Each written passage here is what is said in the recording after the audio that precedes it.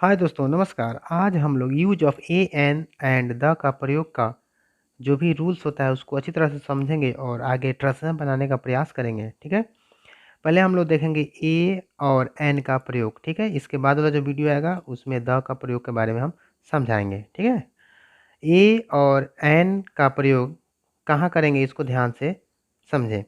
ए और एन का प्रयोग जो होगा सिंगुलर काउंटेबल नाउन के पहले होता है। ए एन का जो प्रयोग होगा सिंगुलर काउंटेबल नाउन के पहले होता है। सिंगुलर काउंटेबल नाउन का अर्थ हुआ कि वैसी संज्ञा जो सिंगुलर हो यानी एक वचन हो और काउंटेबल हो, है ना, यानी गणनीय हो, जो गना जाने वाला कोई एक वचन का नाउन हो उसके पहले ए तथा एन का प्रयोग करते हैं। ठीक है, पुल्लर नाउन या अनकाउंटेबल नाउन या प्रॉपर नाउन के पहले ए एन का प्रयोग नहीं करते हैं। ठीक है, पुल्लर नाउन का अर्थ हुआ बहुवचन, यानी वैसी संज्ञा जो बहुवचन में हो उसके पहले ए तथा एन का प्रयोग हम नहीं करते हैं। अगला पॉइंट को ध्यान से सुनेंगे। ए का प्रयोग उस शब्द के पहले होगा जो व्यंजन ध्वनि यानी कॉन्सोनेंट साउंड से शुरू होता है। यानी ए का प्रयोग हम उस शब्द के पहले पहले करेंगे जो व्यंजन ध्वनि से शुरू हो। जैसे काऊ, काऊ का ध्वनि क्या रहा है, काऊ यानी क आ रहा है। क क्या है, व्यंजन वर्ण है यानी कॉन्सोनेंट है, इसलिए इसके पहले ए का हम प्रयोग करेंगे।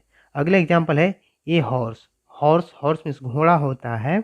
हॉर्स यानी हॉर्स का पहला अक्षर क्या आ रहा है, ह, और ह क्या है, व्यंजन ध्वनि है, इसलिए इसके पहले हम ए का प्रयोग करते हैं। अगला एग्जाम्पल है ए पेन। पेन का पहला लेटर प है। प क्या है, व्यंजन वर्ण है, व्यंजन ध्वनि है, इसलिए इसके पहले हम ए का प्रयोग करते हैं। ठीक है, समझ में आया। ए का प्रयोग हम उस शब्द के पहले करेंगे जो व्यंजन ध्वनि से शुरू होते हैं। ठीक है, उसके पहले हम ए का प्रयोग करते हैं। ठीक है, अगला पॉइंट है एन का प्रयोग। एन का प्रयोग उस शब्द के पहले होगा जो स्वर ध्वनि से या वॉवेल साउंड से शुरू हो। ठीक है, एन का प्रयोग जो है उस शब्द के पहले होगा जो स्वर ध्वनि से शुरू होता है, उसके पहले जो है एन का प्रयोग हम करते हैं।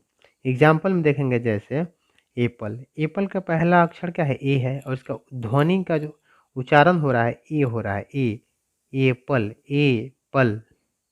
ये क्या है, ये जो है स्वर ध्वनि है, इसलिए इसके पहले एन का प्रयोग हम करेंगे। ठीक है, इसके बाद है ऑक्स। ऑक्स का भी पहला लेटर ऑक्स ओ आ रहा है, वो क्या है, स्वर ध्वनि है, इसलिए इसके पहले हम एन का प्रयोग करते हैं। ठीक है, उस तरह अगला एग्जाम्पल है अम्ब्रेला। अम्ब्रेला अ है, अ आ रहा है, अम्ब्रेला का पहला उच्चारण क्या है, अ आ रहा है, और अ जो है स्वर ध्वनि है, इसलिए इसके पहले हम एन का प्रयोग करेंगे। ठीक है, ए एन का जो प्रयोग है इसके आधार पर कुछ हम एग्जाम्पल के तौर पे 10 ट्रांसलेशन लाए हैं, उसको हम बनाने का प्रयास करेंगे और आप लोग ध्यान से समझें इसे। ठीक है, हाँ दोस्तों देखिए, यह जो ट्रांसलेशन है यह ए और एन का जो प्रयोग कहाँ कहाँ करेंगे, किस किस सेंटेंस में ए लगाएंगे और किस सेंटेंस में एल लगाएंगे, उसके प्रयोग को अच्छी तरह से समझने का प्रयास करेंगे। यहाँ है यह एक घोड़ा है, यह एक घोड़ा है। दिस मीन्स यह होता है। ठीक है, दिस मीन्स यह होता है, तो यहाँ पे लिखेंगे दिस।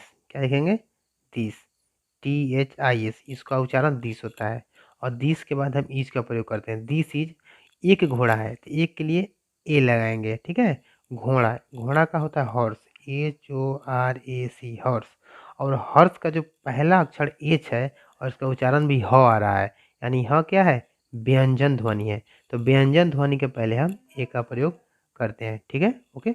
अगला सेंटेंस को देखेंगे, यह एक अंडा है, यह एक अंडा है, तो यह के लिए होगा दिस, दिस इज ए इग।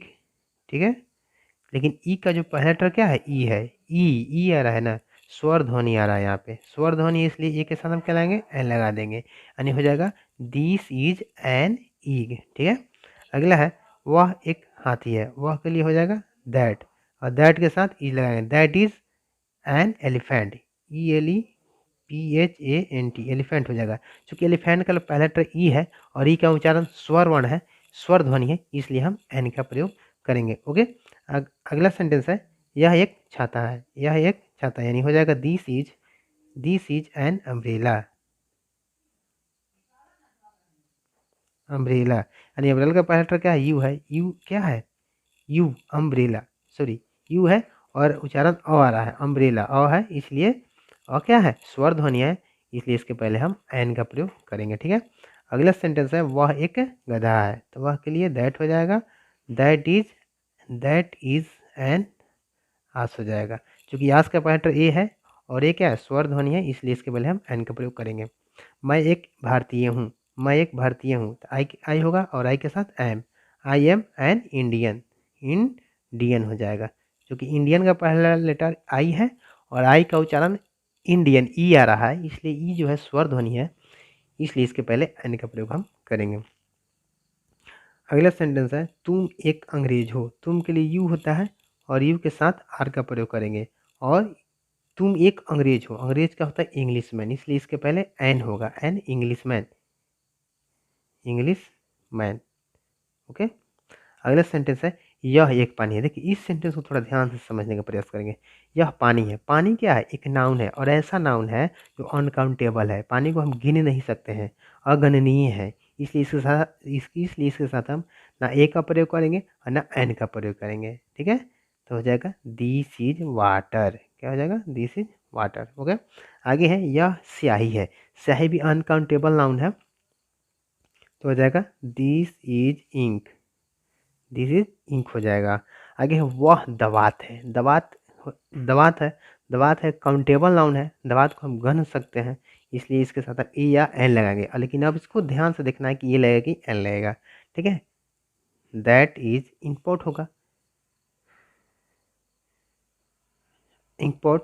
लेकिन इम्पोर्ट जो होता है, इम्पोर्ट में दवात होता है, इम्पोर्ट का पहला लेटर आई है और इसका उच्चारण भी ई आ रहा है, इंकपोर्ट ई आ रहा है, ई क्या है? स्वर ध्वनि है, इसलिए हम इसके पहले एन का प्रयोग करेंगे। ठीक है, यह ट्रांसलेशन का जो एग्जाम्पल के आधारित आप लोगों को बताए हैं कि ए और एन का प्रयोग कहाँ हम करेंगे और कैसे करेंगे। अगर यह वीडियो आप लोगों को अच्छा लगे जरूर लाइक करें और हमें कमेंट दें।